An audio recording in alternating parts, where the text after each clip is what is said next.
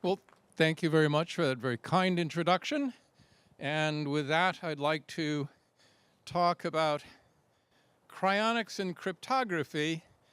This is a personal story. This is how I came to decide that cryonics was a good idea. And I did this in the 1980s. Don't worry about taking notes or anything. The PowerPoint for this talk is available up on the web, and there's the URL, ralphmerkle.com/talks.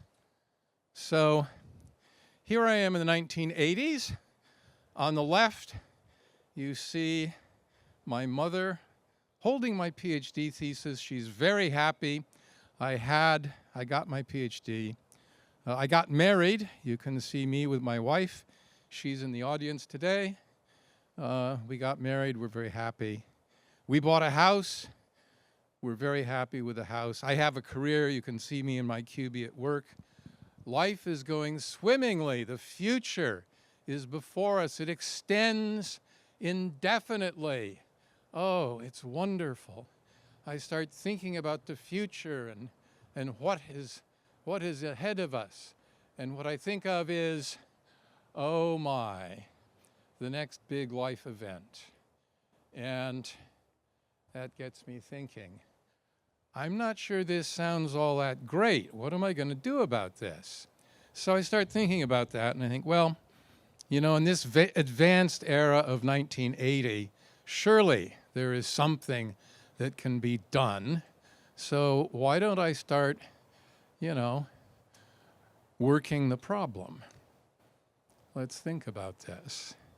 So I do. Back in 1980, I started thinking, oh, let's try and figure this out. Now, the first rule of research is you have to get the definition of your problem right. So I started thinking about that. What is the problem? And you start with a rough idea of what the problem is. So the rough idea of the problem is fairly simple. That's the rough idea of the problem. Death, bad. I think most of you agree with this rough definition. There are people who disagree with this. Shirley MacLaine, for example, has said that all of her friends who have died say it's the greatest experience. Well, so, all right, but nonetheless, this is what we here think is bad. All right, well, I thought about it. I'm skipping ahead a bit. I'm cheating. Here's the more articulate definition. The more articulate definition is we want to prevent information theoretic death. That's the goal. How many people have heard of information theoretic death? Oh my, quite a few. Okay. So it's a person is dead according to the information theoretic criterion if the structures that encode memory and personality have been so disrupted that it is no longer possible, in principle, to recover them. So I've got a website that describes it, and there was an article back in 1992 that describes it. This is the objective. So I spent a good solid 6 months, maybe more, thinking, trying to figure out what it is that I wanted to do. What does it mean that death is bad? And that's what I came up with. All right, well, once you know what it is that you're trying to accomplish, you can start looking over the various proposals. And there are a whole lot of proposals, so I looked them over and started thinking about it, spent a lot of time doing research on it. One of the items on the list was cryonics. I pretty quickly concluded that cryonics had the interesting property that it was the only proposal that actually addressed the immediate risk. So if you're actually terminally ill, if you're actually going to die in the near future, the only option available is cryonics. That was true in 1989. It's true, that's when I joined Alcor, by the way. It's true in 2025, and it looks like it's going to stay true for many years to come. All right. So, well, we've all got some risk of dying this year, some mortality risk this year. Some of the younger folks, it's a lower risk. Some of us older folks, it's a somewhat higher risk, so we're getting a bit uncomfortable there.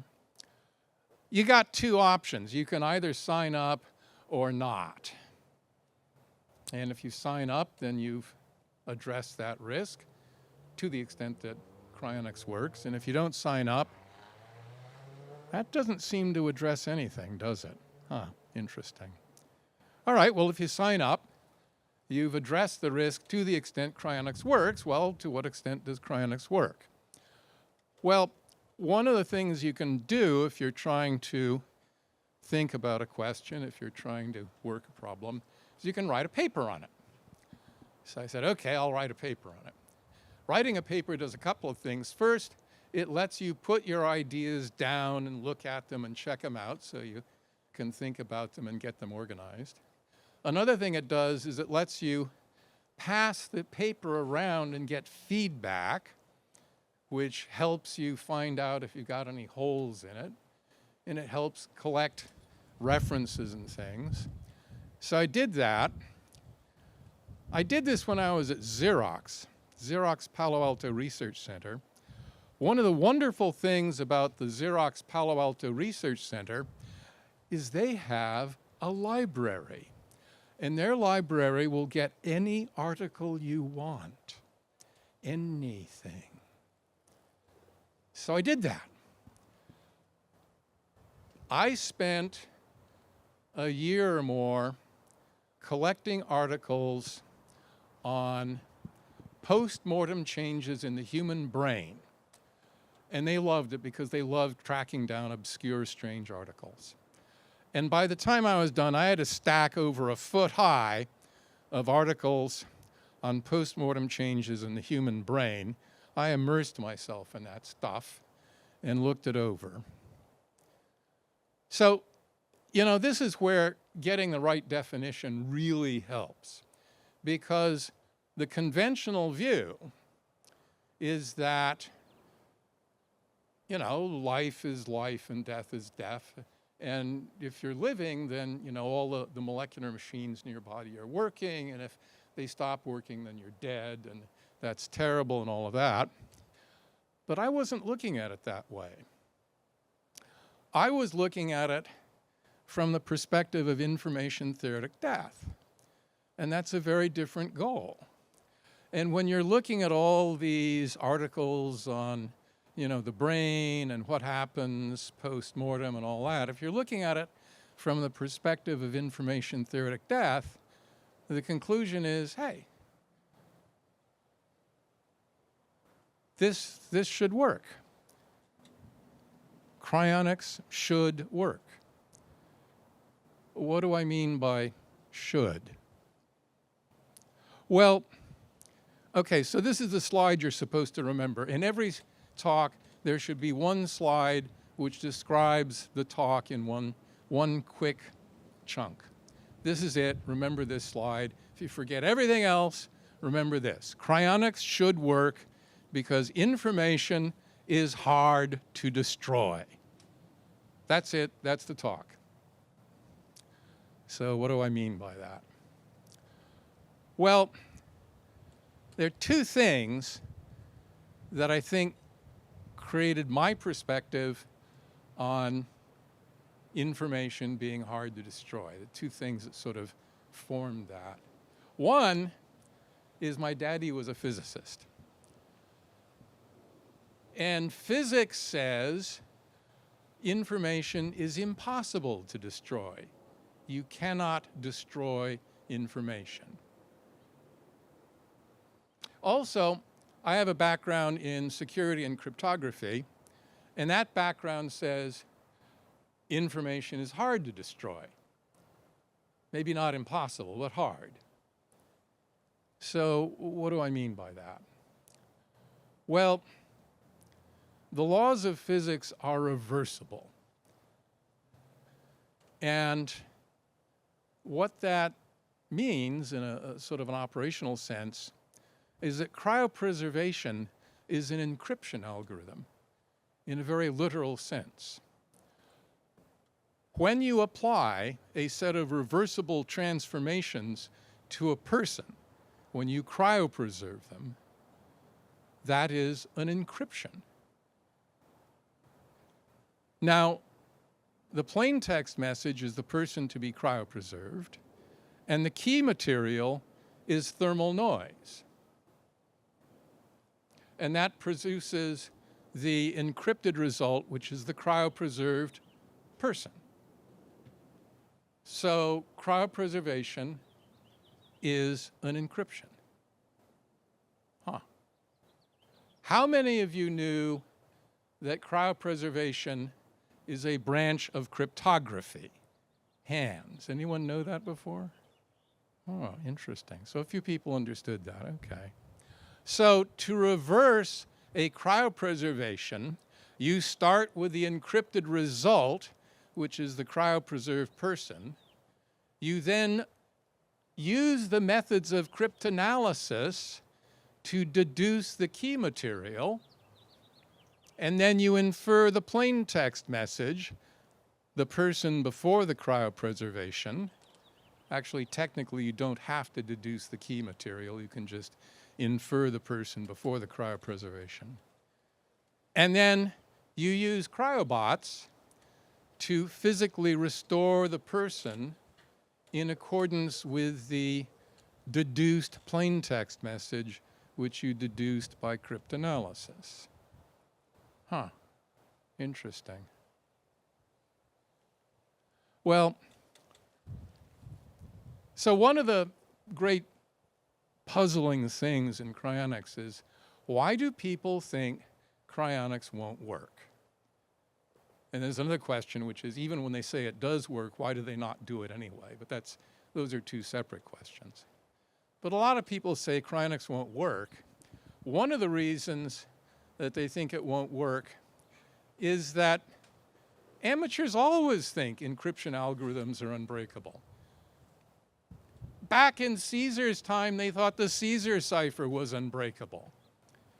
And then you go forward some centuries, people thought the Vignere was unbreakable. And then when that was broken, people said, well, the Playfair cipher, that's unbreakable. And then when that was broken, well, guess what? People thought the Enigma was unbreakable. Oh, well, there are a lot of people who thought that and they were wrong. Oh, and then the purple code was unbreakable. Well, guess what? That was broken. So, you know, these encryption algorithms have a history of being broken, and now we've got a new encryption algorithm called cryopreservation, and people think that can't be broken. It's an unbreakable encryption algorithm. Well, we've been here before. So, Oh, and by the way, this idea that cryonics and cryptography are closely related was actually written up in a paper back, I guess, in 1994. So there's a link to it here if you want to take a look at it. So it's an old paper. So there are other ways of seeing that information is hard to destroy. If you look at intelligence agencies, they always have some set of rules for what they call sanitizing top secret material. So if you want to sanitize your hard disks, you crunch them up into little particles. I think they're saying here 2 millimeter edge length in size. So crunch, crunch, crunch, crunch, crunch. I prefer, actually that doesn't destroy the information, but it does make it kind of challenging economically to recover the information. I actually prefer the next method, which is reduce the platter to ash. If you make the platter, you know, that sounds more effective to me. You can also use shredders for paper documents. An NSA-approved paper shredder can shred your documents into 1 millimeter by 5 millimeter shreds. That's an approved shredder. Now, the approved shredders do not actually destroy the information. You can still recover it, but they make it economically difficult. They create some cost. This was driven home by DARPA's Shredder Challenge, where they shredded some documents and challenged people to unshred them. And, okay, I have the obligatory quote of experts who said it couldn't be done before the challenge was solved. And the challenge was solved. There was an 8-person team that solved the Shredder Challenge. So, yeah, everyone knows that shredders can be unshredded. This is a charming picture. This is a scroll from Herculaneum that was carbonized in 79 AD when Vesuvius erupted and covered both Pompeii and Herculaneum, and it's been sitting there ever since.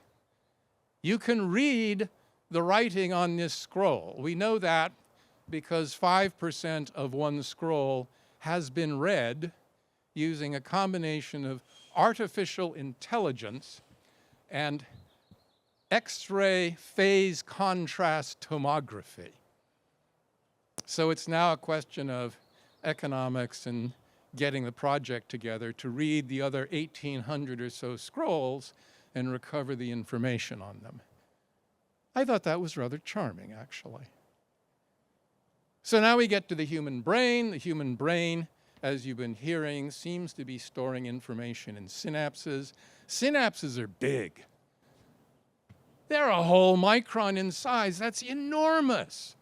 From the point of view of molecules, they're vast. They have all kinds of mechanisms, and they have thousands of different proteins, different types of proteins involved in their structure. That is not going to magically go away when you cryopreserve someone. So we can ask the question, would the encoding of long-term memory be obliterated by cryopreservation? And note, it's not simply a question of, are you going to damage the synapse? The question is, are you going to obliterate it beyond the possibility of recovery?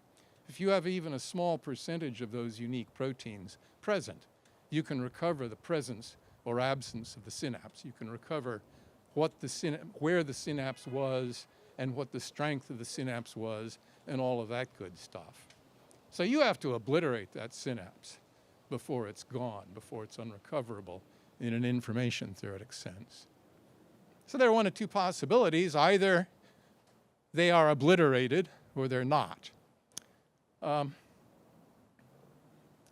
So by the 1980s, many tissues have been successfully cryopreserved, and it's hard to argue that cryopreservation is a process of obliteration when you can successfully cryopreserve tissues, warm them up, and the tissues function. Even partial function indicates that a whole bunch of that molecular machinery is working. So that's where I was in the 1980s, and at that point, I looked under C for cryonics in the yellow pages. And I found a local meeting of ACS, the American Cryonics Society. I went, and Jack Zinn was complaining about how terrible Alcor was. So I made a point of learning about Alcor. And at the time, Alcor was the oldest, most stable, and largest cryonics organization, so I joined Alcor in 1989.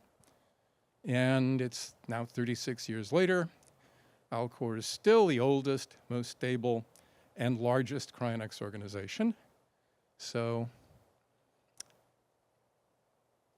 and today, there's more evidence that cryonics works. And I'll apologize in advance. I've only picked one or two examples. There are a lot more out there, so I'll apologize to all the people and all the articles and all the evidence that I haven't mentioned. Sorry about that. I just picked a few. But the few examples that I picked are, you could train an animal, cryopreserve it, rewarm it, and show it has retained the training. This has been done with C. elegans. So there's a pretty picture of C. elegans and a quote from the article. This was Natasha, I believe. So I think Max mentioned this already. So yeah, that shows that memory is retained, at least in a simple model organism. Another method would be to describe the physical encoding of the personality-relevant information and show pictures, demonstrate the physical encoding had been preserved.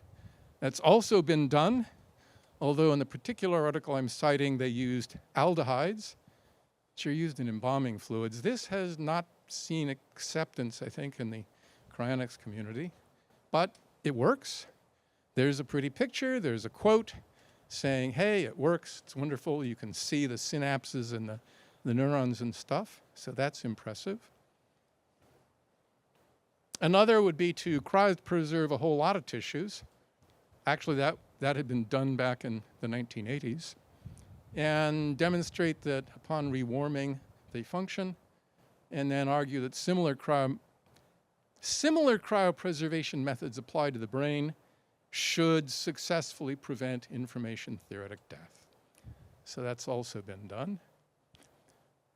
This is from the 1980s, and I think probably, how many have seen this one? You haven't seen this one? Oh, wow. Well, in that case, here's a fresh, new, exciting slide of tissues that have been successfully cryopreserved and rewarmed. So, you know, this actually was available back in the 1980s, back when I was thinking about the problem. And now we have actually some more recent work. Greg Fay and Brian Woke and their group have been doing this and have now become very successful at cryopreserving kidneys, and Alcor is continuing efforts on kidney cryopreservation. So if you cryopreserve, then we can successfully preserve information, we think. That's what that word should mean. But then the question is, don't delays in cryopreservation cause information theoretic death? And the answer is not for a while. Hours, probably over a day would be my guesstimate. And we even have articles on that nowadays. I'm very happy we're seeing research work which is explicitly focused on information theoretic death, and we have a conclusion that in the rat model, 36 hours looks like we're not seeing information theoretic death before then, so a little over a day. This is actually pretty consistent with the kind of conclusions I was reaching back in the 80s when I was looking at postmortem changes in the human brain. So, but now we're seeing an explicit published article based on the information theoretic model. So that's good. That's something new and interesting, and I'm delighted by it. So what's the broader implication? If cryopreservation preserves the information theoretic information that's crucial to personality, what do we need to do? Well, we need to keep you cryopreserved. That's a lot. That implies an organization. There's a whole bunch of issues involved in having an organization that's successful and maintains you for the required period of time, financial issues. And then we have to develop and apply nanomedicine. It's revival using cryobots. Much as I would like to say that we can revive people by warming them up, so far it doesn't look like that's true. If you cryopreserve people and keep them in liquid nitrogen, there are issues in just warming them up. One of them is fractures. I don't think there's any information loss in a fracture, but you're not going to warm that person up and have them just function. So you're going to need repair, preferably repair that goes in at low temperature to reverse the damage before you warm. Oh, gee, it looks like we should have that kind of capability. So here's a book, I think you've heard a couple of mentions of it. Cryostasis Revival, a Recovery of Cryonics Patients Through Nanomedicine. This is an excellent book. Rob Freitas wrote it. He's a colleague of mine. He writes good books. This is excellent, and it walks through all of the things you need to do to revive cryonics patients. This book, however, does depend on the ability of nanofactories to build the required medical nanorobots and the required cryobots. So here's some reports available now at IMM. These reports were made available this month, and these reports describe, well, a nanofactory roadmap, a roadmap on how to get to a nanofactory, and some things you need if you're going to get to a nanofactory, a molecular workstation. So a molecular workstation is one of the first steps in getting to a nanofactory. So those are now available. They've been made available recently. You can find the link. And with that, end of talk. And if we have any time at this point, I can take questions. Who is handling the questions?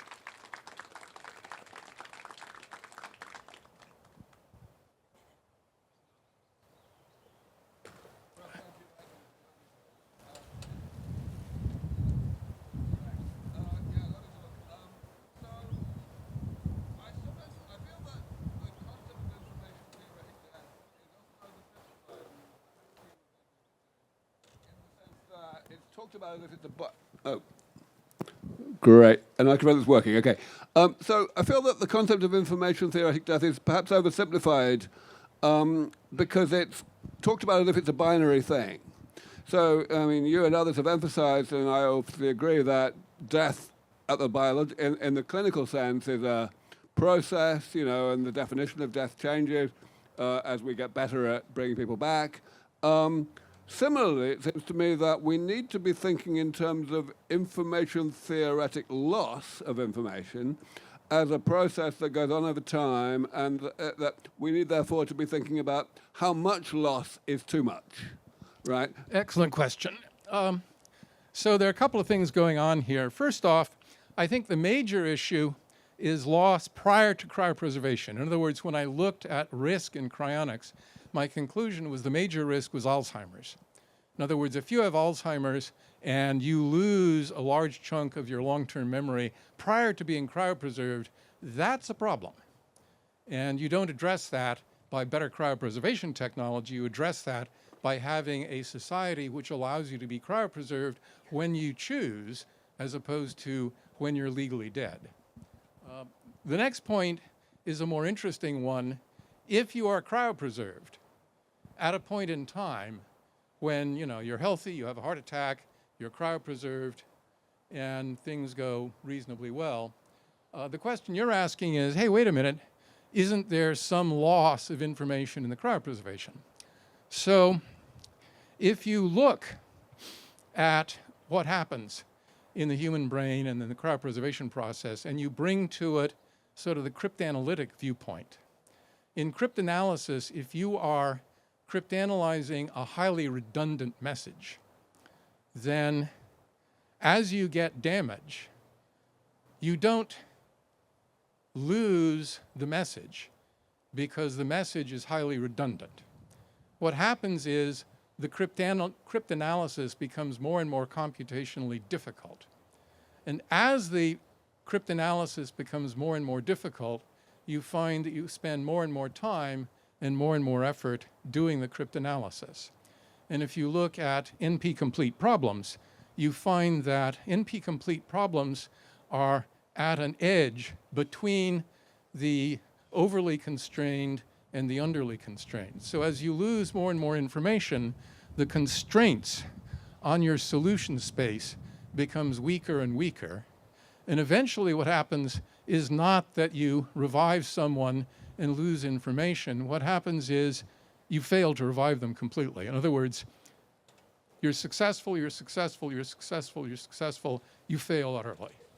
So as you accumulate more damage, the risk is not that you lose a bit, lose a bit, lose a bit.